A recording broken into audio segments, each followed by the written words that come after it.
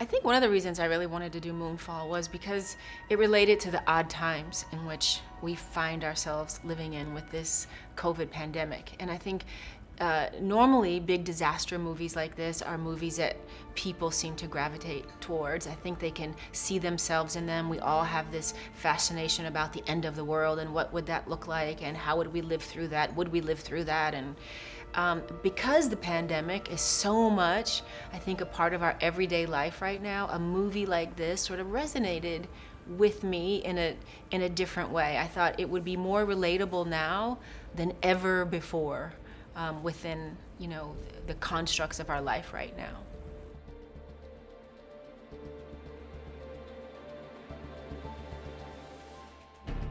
Roland does like to build, and luckily he's got the money to build. Not everybody does these days, so he has been building up a storm. That's true, and the sets are, just walking into the NASA set was pretty impressive. I think many people have a secret fantasy about walking into one of the most important rooms in the world and actually standing in there and feeling what that would feel like. So that was, I think, pretty impressive. And then also sitting inside the shuttle. While it was in pieces, and we used different parts of it at different times, it was also still pretty impressive to realize, just how small the space is and how these astronauts have to sort of maneuver in this capsule, this very small world, and how actually claustrophobic that actually is. That opening attack, first of all, we're looking at nothing. There's nothing. It's all imagination, and I think these are movies that, are very different from other movies.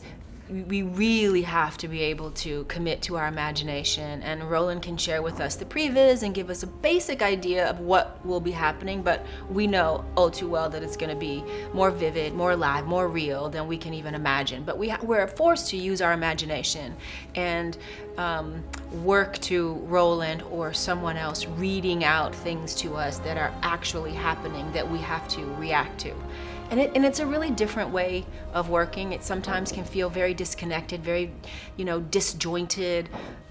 We have to trust in what's going to happen on the other side because we really literally, for the most part, are really looking at nothing much but some visuals on a screen that are kind of assimilating what we might see with color tone and light flashes, things like that. But we're really not seeing anything of what we're really going to see.